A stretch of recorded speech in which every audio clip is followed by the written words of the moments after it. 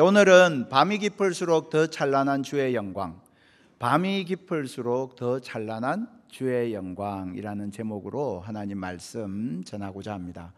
실제로 우리가 경험하는 일이 그렇죠. 밤하늘이 깜깜하면 깜깜할수록 하늘에 있는 별들은 더 환하게 빛납니다. 도시에서는 별이 잘 보이지 않는데 시골을 가면, 또 몽골을 선교를 가서 보면 하늘에 어쩜 그렇게 별이 많은지.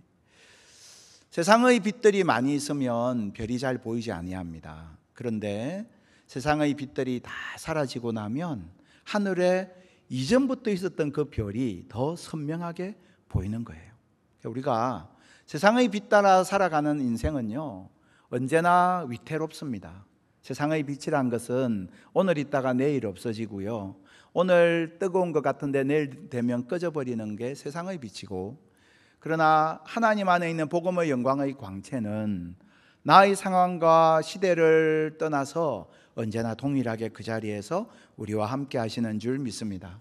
그래서 밤이 깊을수록 하나님의 영광은 더 찬란하게 빛나는 것입니다. 제가 2025년도를 시작하면서 새 시대를 열어가는 교회라는 목표, 그런 비전을 하나님 제게 주셨는데요, 사실은 지금의 한국 교회의 전체 상황을 놓고 보면 어울리지 않는 주제이기도 해요. 지금은 한국 교회가 뭔가 분위기가 좀 이렇게 침울해지고 힘이 점점 빠지고 점점 선교의 문이 막히는 그런 어두운 시대라고 객관적으로는 전망합니다. 그래서 향후 10년, 20년 내에 문 닫는 교회들이 속출할 것이고, 교회 학교가 제대로 존재하는 그런 교회는 이미 절반 이하로 줄어들었습니다. 서울에 있는 많은 교회들도 성경학교 수련회를 연합으로 해야 되는 그런 상황이 이미 도래해 있습니다. 그런데 새 시대를 열어간다, 이게 뭔가 지금 우리가 처해 있는 상황과는, 선교적 지형과는 맞지 않는 듯한 느낌이 들 수 있습니다. 근데 제가 그 비전을 마음속에 품고 기도하는 가운데에 오래전부터 마음속에 이 말씀을 가지고 함께 나누어야겠다라고 마음에 주셨던 게 옥중서신이었습니다. 그래서 이제 올해 들어서면서 옥중서신을 나누게 되는 겁니다. 그러니까 처음에 이 새 시대를 열어가는 교회라는 비전을 주신 뒤에 그때쯤 이미 주셨던, 그러니까 이게 뭐 작년 중순 정도였습니다. 옥중서신이라는 이 서신을 택해서 함께 말씀을 묵상했으면 좋겠다라고 생각했던 이유는 단 한 가지입니다. 여러분 아시는 것처럼 바울의 선교 여정에 있어서 가장 어두웠던 시대, 가장 어둡고 암울했던 시기가 언제냐 하면 감옥에 갇혔던 때였어요. 감옥에 갇혔으니까 복음을 전할 방법이 없지 않습니까? 그렇게 감옥에 갇혀 있었던 바울, 깜깜한 로마 감옥에 사방이 다 갇힌 채, 가로막힌 채 있었던 바울에게 하나님은 그 감옥의 벽을 뚫고, 그 감옥의 벽이 가로막을 수 없는 놀라운 광채로, 놀라운 은혜의 빛으로 바울에게 비추어 주셨고, 그 주신 은혜가, 그 영감이 너무나 크고 놀라워서 감옥에서 각 교회들의 서신을 막 보냈던 거예요. 감옥에 갇혀 있으니까, 야, 지금은 나 감옥에 있어, 나 컨디션 안 좋아, 나한테 나 자꾸 귀찮게 하지 마, 먹는 것도 부실하고 지금 뭐 햇볕도 못 보는데 내가 무슨 편지를 쓸 시간이 어디 있어, 나 그럴 정신도 없고 그럴 여유도 없어, 이러지 않았다는 거예요. 오히려 감옥에 있는 동안요, 바울은 부지런히 서신을 써서 각 교회들에 보내고 있는 거예요. 그러니까 감옥이 가둘 수 없었던 하나님의 영광의 광채가 있었다는 뜻이죠. 여러분, 이 시대의 감옥, 내가 살아가는 내 현실의 감옥이 있어요. 우리는 이 현실의 감옥에서 내가 갇힌 채 꼼짝달싹 못한다 라고 생각하지만, 여러분, 하나님의 은혜와 하나님의 역사의 광채는 그 감옥의 벽을 뚫고, 새 창사를 뚫고 우리 한 사람 한 사람 하나님의 백성에게 온전히 더 환하고 더 영광스럽게 임하는 줄 믿습니다. 그래서 우리가 이 옥중서신을 같이 묵상하면서요, 감옥에 의해서 갇히지 아니하는 복음, 그 복음이 열어나가는 새 길의 역사를 함께 살펴보고자 하는 것입니다. 아마 에베소서부터 시작해서 이 옥중서신을 쭉 다 강해를 하게 되면 1년이 다 갈지도 모르겠습니다. 그러나 이 옥중서신의 말씀을 묵상하는 가운데에서 하나님께서 이 어두운 시대에 여전히 복음의 광채, 진리의 광채로 우리들을 비추시고, 그래서 우리 각자가 처해 있는 개인적인 어두움의 상황이 있다 하여도 그것을 돌파해 나가고 그것을 뛰어넘어서 하나님의 뜻을 이루어 나가는 축복이, 그런 은혜가 우리 속에 임하는 2025년 될 줄 믿습니다. 먼저 이 옥중서신을 시작하면서 지도를 잠깐 보려고 하는데요. 여러분들 보실 때 왼편 상단에 있는 게 로마죠. 로마에 있는 감옥에서 바울이 서신을 보낸 겁니다. 로마의 감옥에서 서신을 보냈는데 어디를 보냈느냐 하면 빌립보는 마케도니아의 북쪽에 있는 그런 도시였습니다. 로마의 영향이 굉장히 강하게 남아있는 곳이었습니다. 빌립보에 서신을 보냈습니다. 그리고 지금의 터키죠, 소아시아 지역의 에베소에도 서신을 보냈습니다. 그게 에베소서입니다.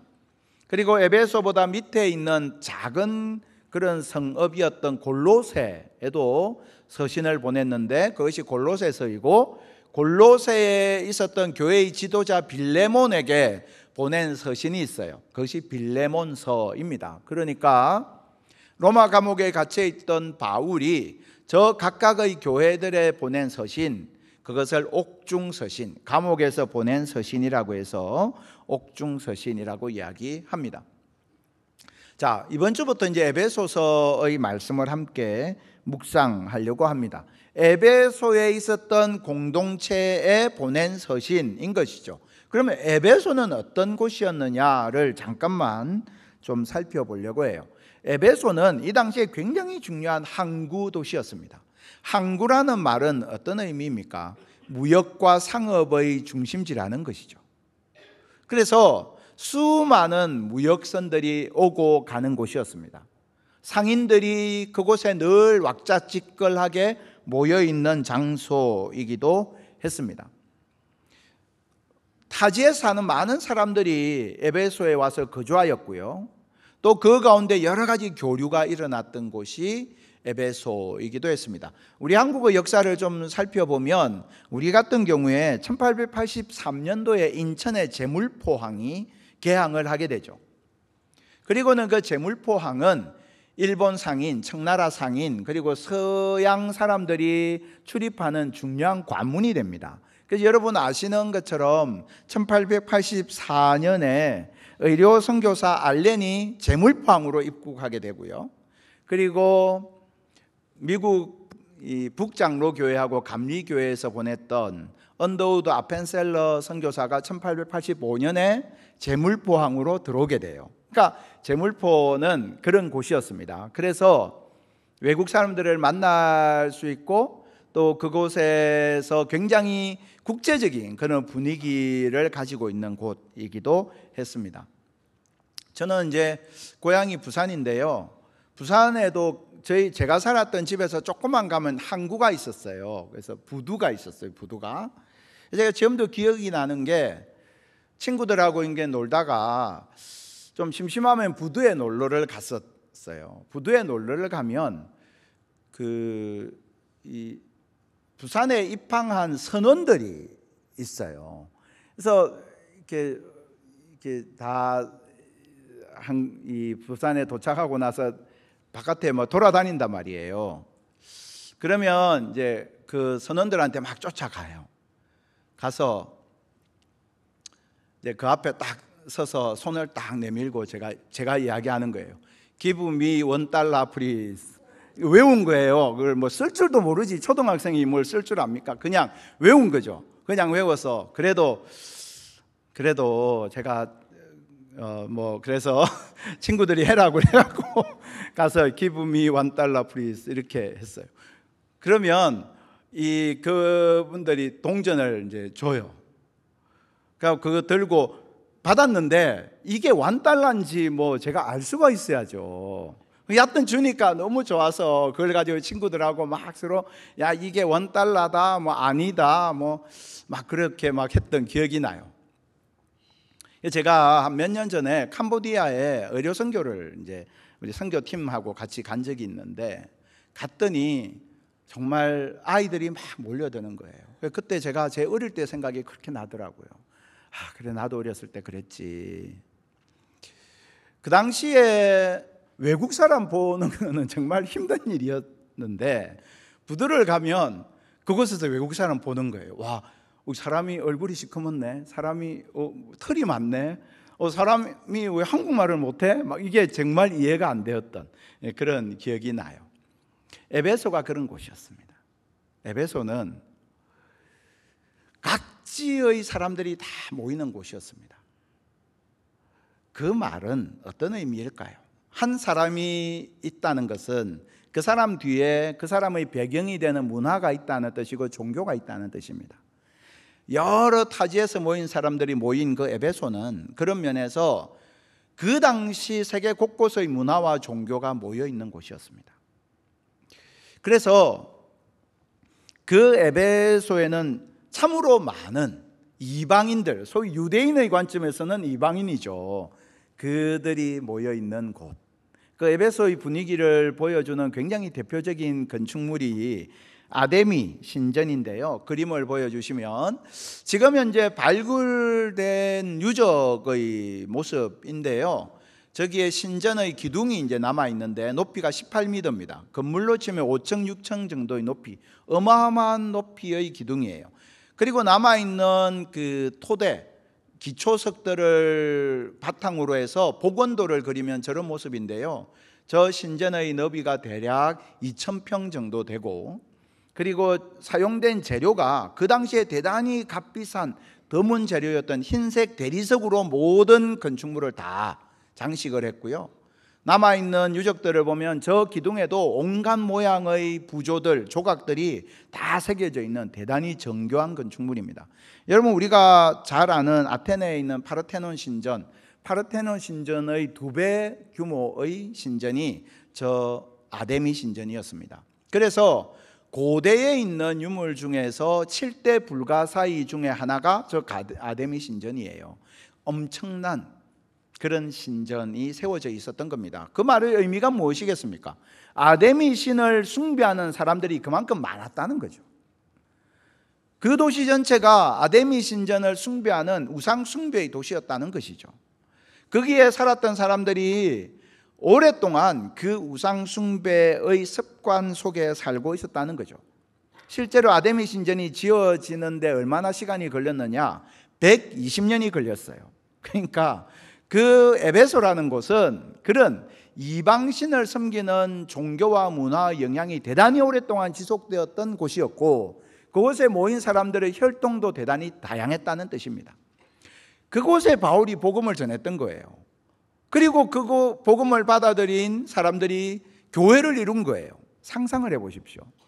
에베소 교회 안에 있는 그 성도들의 면면을 한번 상상해 보십시오.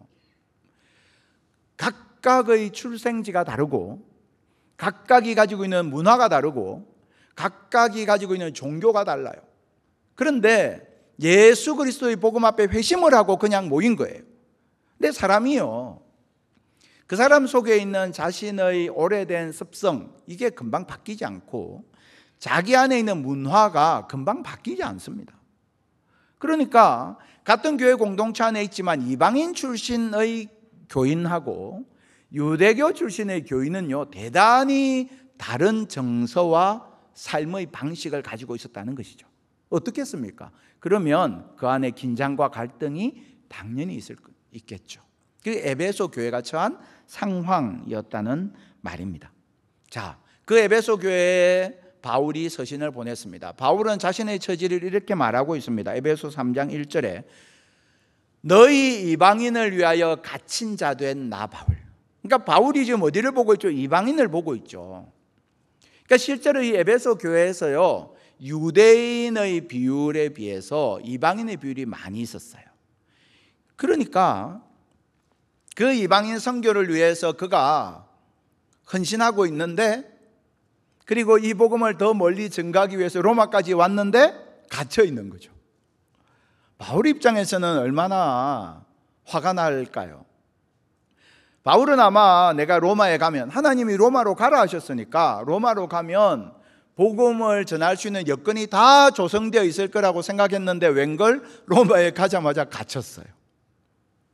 이게 무슨 봉변입니까? 하나님이 분명히 가라고 해서 갔는데 감옥에 갇혔어. 얼마나 하나님께 대해서 서운할까요? 얼마나 답답하고 초조했을까요? 빨리 복음을 전해야 되는데 복음을 전할 수가 없어요. 감옥에 갇혀 있자니 바깥에서 소문이 들립니다. 사람들이 바울에 대해서 수군대는 소문이 들립니다. 사람들이 조롱하는 소리가 들립니다.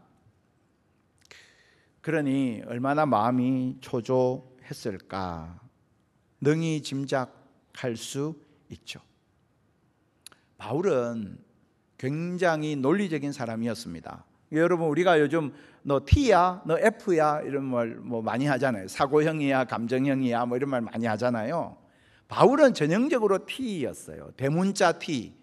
바울의 로마서를 보십시오. 굉장히 논리적이고 바울의 모든 서신들이요 대단히 논리적이에요. 대문자 T인 사람이었는데 이 바울이 에베소 교회를 향해서 보낸 서신의 첫 번째 인사말이 끝나자마자 바울이요 본물 터지듯이 쏟아내는 말이 있어요. 그게 3절입니다. 이렇게 시작하죠. 찬송하리로다 이렇게 시작해요. 찬송하리로다 라고 3절이 시작하는데 이 찬송하리로다 라고 시작한 바울의 이 고백이 어디까지 이어지느냐? 14절까지 이어집니다. 그런데 우리가 한국 성경을, 한글 성경을 보면 잘 못 느끼는 게 있어요. 헬라어 원어 성경을 펴서 보면 3절에서 14절까지 마침표가 단 하나도 없습니다. 그러니까 이게 한 문장이라는 거예요. 숨도 쉬지 않고 말하고 있는 거죠. 3절에서 14절까지 바울은 한숨에 그냥 쫙 이야기하고 있는 거예요. 그것이 뭘 말하는 걸까요? 바울의 폐활량을 말하는 걸까요? 그게 뭘 말하는 걸까요?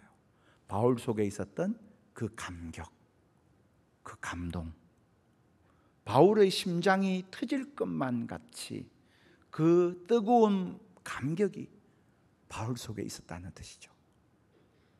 너무 이상하지 않습니까? 감옥에 갇혀있는 바울이 무슨 좋은 일이 있어서 심장이 터질 것 같은 그런 감격과 감동을 소유하고 있느냐 말입니다. 3절에서 14절까지 헬라어로 202개의 단어가 등장하는데요, 그 단어가 쫙 그냥 연속으로 쫙 이어지고 있는 이 그냥 성경책을 펴서 이렇게 보면 숨이 턱 막힐 만큼 감동적인 장면이 에베소서 오늘 본문 3절에서 14절까지 내용이에요. 자, 바울은 찬송하리로다 라고 하면서 뭘 가장 먼저 이야기하고 있느냐? 3절을 보십시오. 우리 주 예수 그리스도의 아버지께서 그리스도 안에서 하늘에 속한 모든 신령한 복을 우리에게 주시되 라고 했죠. 모든 신령한 복을 우리에게 주셨다. 무슨 말입니까? 하나님께 있는 복 중에서요 남긴 게 없다는 거예요. 우리가 예를 들어서 누군가에게 뭘 주려고 하면 이거는 내가 남겨야지. 맛있는 걸 뭘 나눠 먹을 때도 이거는 내가 뒀다가 나중에 먹어야지. 남길 수 있잖아요. 그런데 하나님께서 우리에게 복을 주시는데 하늘에 신령한 모든 복을 주셨다. 하나도 남김없이 다 주셨다. 바울이 고백하고 있는 거예요. 근데 우리가 우리 자신을 보면 여러분, 내가 복을 많이 받은 것 같습니까? 복을 받았다는 게 어떤 의미일까요? 나는 가난하고 건강도 시원치 않고 배움도 짧고 남들 다 가지고 있는 것도 나는 없는데 내가 무슨 복을 받았단 말인가? 그렇게 생각할 수 있지 않겠습니까? 근데요, 하늘에 속한 모든 신령한 복, 하나님께서 하나도 남김없이 모든 복을 다 부어주셨다는 것이 성경에서 명확하게 증거하고 있는데요, 우리 로마서 8장 32절 말씀 같이 한번 읽어보겠습니다. 자기 아들을 아끼지 아니하시고 우리 모든 사람을 위하여 내주시니가 어찌 그 아들과 함께 모든 것을 우리에게 주시지 아니하겠느냐. 아멘. 하나님께서 우리에게 있어야 할 모든 것을 우리를 위하여 주신다. 왜? 하나님께 정말 모든 것이었던 그 독생자 예수 그리스도를 우리에게 주신 그 하나님께서 우리에게 무엇을 아끼겠느냐? 여러분, 하나님은 우리에게 이미 하나님의 모든 것 대신 예수 그리스도 그분을 주셨습니다. 그 하나님께서 우리를 위하여 아끼실 것이 우리에게 주시지 않고 뒤로 감추고 남기실 복이 단 하나도 없음을 믿으시기 바랍니다. 하나님 우리에게 복을 주시되 모든 복을 부어주신다. 이것이 바울의 고백이고 이것이 성경의 증거입니다. 하나님께서 우리에게 그처럼 놀라운 복을 주시는 이유가 어디 있습니까? 우리에게 주신 그 복의 가장 핵심이 무엇입니까? 우리를 자녀되게 하셨다는 것에 있습니다. 우리를 자녀되게 하셨다. 하나님 자녀되게 하셨다. 왜? 하나님께서 왜 우리를 자녀되게 하셨을까요? 우리에게 돈을 받으려고? 우리에게 뭔가를 요구하시려고? 하나님께서 왜 우리를 자녀되게 하셨을까? 그 이유가 본문 6절에 명확하게 나옵니다. 6절을 보시면 이는 그가 사랑하시는 자 안에서 우리에게 거저 주시는 바 그의 은혜의 영광을 뭐라고 했습니까? 찬송하게 하려는 것이라. 하나님의 그 영광스러운 은혜를 찬송하게 하기 위하여 우리를 자녀 삼으셨다라고 말씀하고 있어요. 그래서 우리는 이렇게 이야기할 수 있어요. 성도의 삶은 그 은혜의 영광을, 그 영광스러운 은혜를 찬송하는 삶입니다. 성도의 삶은요, 하나님 은혜를 찬송하는 삶입니다. 하나님께서 우리를 자녀 삼으시면서 우리에게 딱 한 가지 부탁을 하셨어요. 그게 뭐냐면, 얘들아, 내가 너에게 준 이 영광스러운 은혜를 찬송하지 않겠니? 하나님 우리에게 받기 원하시는 제사는 찬송의 제사예요. 내가 아무것도 드릴 것 없어도 내가 하나님 찬송하면요, 하나님은 그것으로 만족하세요.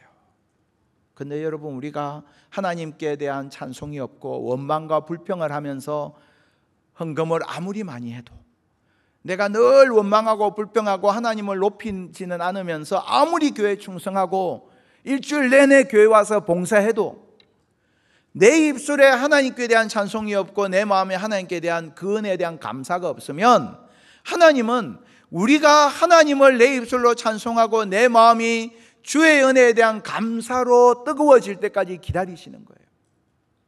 하나님은 우리에게 그걸 받기 원하시니까. 하나님 우리에게 요구하신 딱 한 가지가 그거니까. 그래서 여러분, 우리가 기억해야 합니다. 찬송은 선택이 아니라 사명이에요. 여러분, 내 감정이 기뻐서 찬양하는 겁니까? 아니에요. 그건 세상 사람들도 하는 거잖아요. 기쁘면 찬양하고 안 기쁘면 불평합니까? 그건 예수 안 믿는 사람들도 하는 거잖아요. 성경이 말하는 찬송은 그런 게 아니에요. 내가 좋은 일이 있으면 찬송하고 나쁜 일이 있으면 불평합니까? 원망합니까? 아니란 말이에요. 바울이 무슨 좋은 일이 있었습니까? 그냥 감옥에 갇혀 있는데요, 무슨 좋은 일이 있습니까? 그런데 그는 찬송하고 있어요. 왜? 찬송은 하나님 백성에게 주신 유일한 부탁이고 우리에게 허락하신 유일한 사명이기 때문에 그런 겁니다. 그래서 우리는 언제나 기억해야 합니다. 내가 내 감정 따라 찬송하는 게 아니다. 사명 따라 찬송하는 거다. 그래서 내가 건강할 때나 병들 때나, 아니면 내가 부유할 때나 가난할 때나, 내가 성공할 때나 실패하고 있을 때나, 내가 계획했던 대로 일이 진행될 때나, 내 계획이 다 막혔을 때나, 언제든지 하나님을 찬송하는, 하나님 찬송하고 하나님 높이는 것이 우리에게 주어진 사명임을 기억하고 주님 높이는 삶을 살아가는 저와 여러분 될 수 있기를 축복합니다. 하나님 우리에게 부탁하신 건 그거죠. 그거 하나예요. 다른 걸 막 하려고 할 필요 없어요. 하나님 찬송하는 것, 하나님 높이는 것, 하나님 내게 주신 은혜가 얼마나 큰 은혜인지 내가 아는 것, 내가 하나님 자녀되고 백성된 게 얼마나 큰 은혜인지 아는 것, 그게 신앙입니다.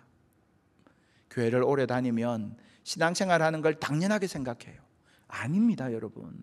모태 신앙이면 신앙생활 당연히 하는 걸까요? 아니에요.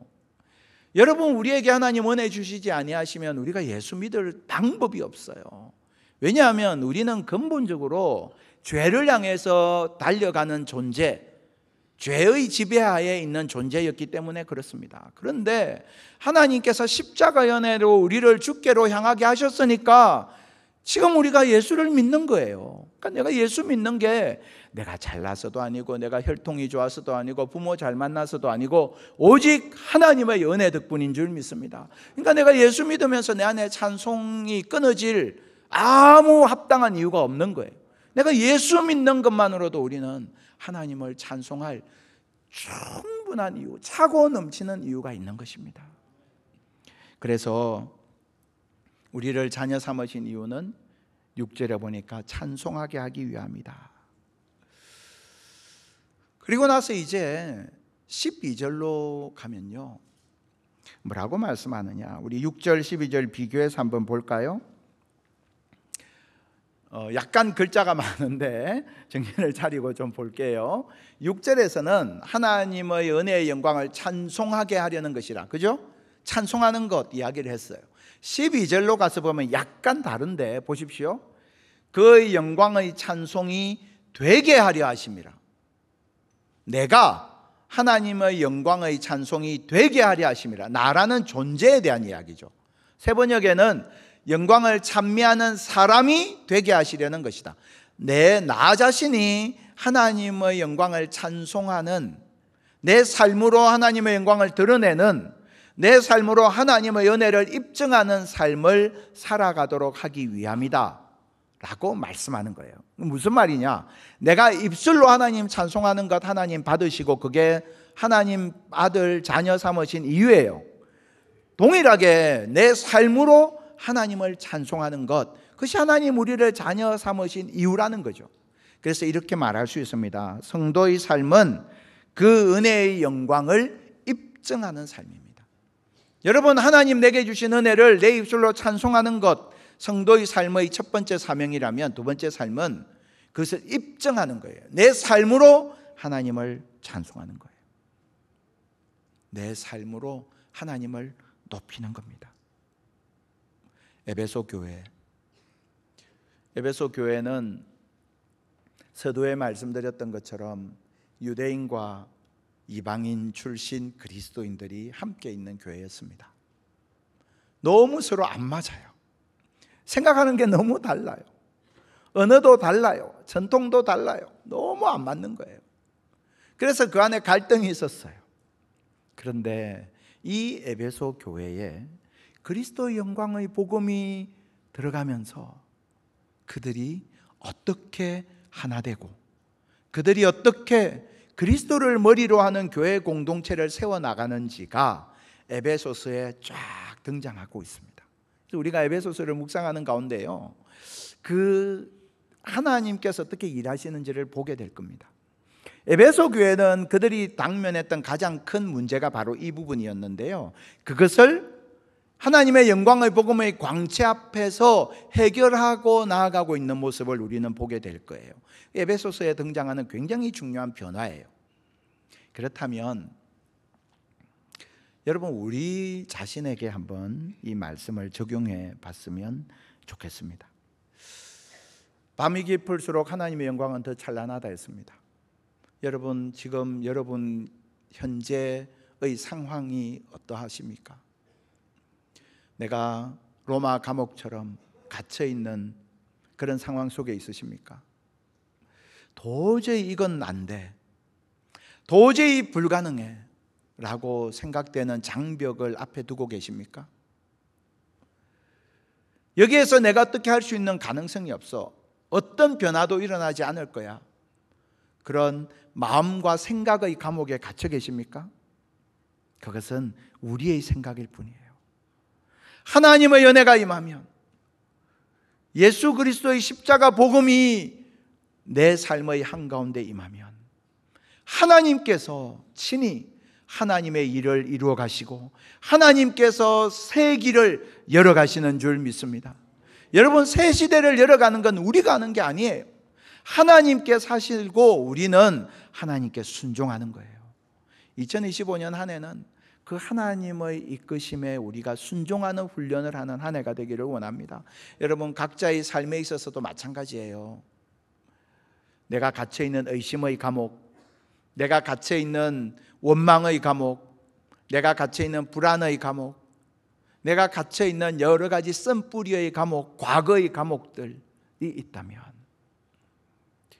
사도 바울이 로마 감옥에서 그 감옥의 벽이 가로막을 수 없었던 하나님 은혜의 영광의 광채 앞에 서서 하나님께서 행하시는 새 일을 보았던 것처럼 저와 여러분도 하나님 우리에게 허락하시는 이 복음의 광채, 십자가 복음의 광채로 말미암아 우리를 위하여 모든 복을 쏟아 부어주시는 하나님의 은혜로 말미암아 하나님께서 우리 안에 일으켜 나가시는 새 일, 새 역사를 보게 되는 한 해가 되기를 축복합니다. 여러분, 2025년도를 여시면서 제출하셨던 기도의 제목들이 있습니다. 그 기도의 제목이 그냥 숙제로 적어내신 게 아니잖아요. 그 기도의 제목 속에 있는 여러분들의 간절함이 있잖아요. 하나님 앞에, 하나님, 이 한 해가 하나님께서 친히 역사하셔서 여태까지 수십 년 기도해도 이루어지지 않았던 일이지만, 지금 현재 인간적인 눈으로 보면 현실 불가능한 일이지만 하나님 역사하시면, 하나님께서 길을 여시면, 하나님께서 벽을 깨뜨리시면 하나님의 일이, 하나님의 역사가, 하나님의 능력이 내 인생 가운데 일어날 줄 믿습니다. 주님 앞에 그 고백으로 하나님 앞에 기도할 수 있기를 바랍니다. 우리 오정교회도 마찬가지입니다. 여러분, 선교가 막혔다, 다음 세대 교육이 불가능하다, 그건 사람의 생각이고요, 이 시대의 말일 뿐입니다. 아닙니다. 왜냐하면 하나님은 지금도 살아계시기 때문입니다. 여러분, 우리가 수십 년 전에 예수 믿을 때 환경이 좋으셨습니까? 아니잖아요. 그럼에도 불구하고 하나님은 그 어려운 시대에도 우리를 복음으로 살리셨잖아요. 근데 지금은 하나님께서 우리 가운데서 얼마나 더 강력하게 역사하시겠습니까? 그 하나님 바라보는 거예요. 오늘도 아까 제가 유바디 이야기를, 설문조사 이야기를 잠깐 드렸는데요, 유바디라는 게 그런 거지 않습니까? 디모데라는 한 명의 영적 자녀가 성장하는 데 있어서 어머니 유니게와 그리고 영적 지도자 바울이 함께 합력하여 디모데가 세워질 수 있었던 것처럼, 우리가 다음 세대 신앙교육, 우리 자녀 신앙교육 중요하다고 생각하고 다 근심하고 염려하고 한숨을 쉬지만 어떻게 할 수 없나 보다 손 놓고 있는 가정이 많아요. 근데 여러분, 자녀 교육에 있어서 첫 번째 이 책임을, 영적 책임을 지고 있는 건 부모예요. 그리고 그 책임을 함께 나누어지는 것은 교회예요. 부모가 영적 책임을 가지고 자녀를 양육해야 되고요, 교사는 영적 부모의 자세로 책임감을 가지고 자녀들을 양육해야 되는 거예요. 이 가정과 교회가 같이 힘을 모아야 신앙이 전수가 되는 겁니다. 그래서 우리가 그 일을 어떻게, 하나님께서 정말 우리의 자녀들이 그냥 교회를 잘 출석하도록 훈련하는 거 말고 그리스도의 복음으로 우리 자녀들의 마음이 변화되고 그 속에 참된 주님 주시는 꿈과 비전을 가지게 된다면 그것이야말로 우리가 자녀에게 해야 될 가장 최고의 선물이잖아요. 그 부분을 가정과 교회가 같이 해보자는 거예요. 그렇게 자녀를 신앙교육하는데 제일 큰 방해물이 누군지 압니까? 옆집 부모들이에요. 세상의 부모들이 하는 말들이요, 내 귀에 더 가깝게 들리는 거예요. 그래서 내가 믿음으로 자식을 키워야지 했다가 옆집 사람들 하는 거 보면, 아이, 안 되겠다, 고3 때는 교회도 다니지 말고 학원 가는 게 맞아, 대학 가서 교회 가면 되지, 이러면서 그냥 세상의 흐름에 끌려간단 말입니다. 그럼 어떻게 우리가 그 속에서 기독 학부모의 정체성을 지킬 수 있느냐? 우리가 서로 같이 해야 된다는 거예요.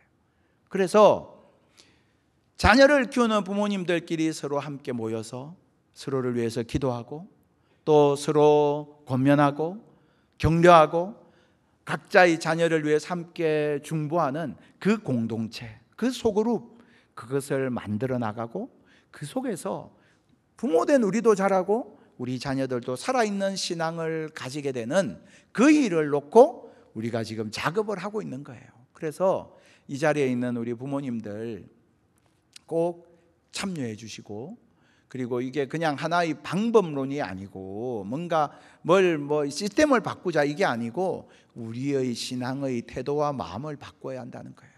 그래서 하나님께서 정말 우리 공동체 안에 그런 새로운 일들이 일어나는 역사, 그것을 놓고 우리가 함께 기도할 수 있기를 바랍니다.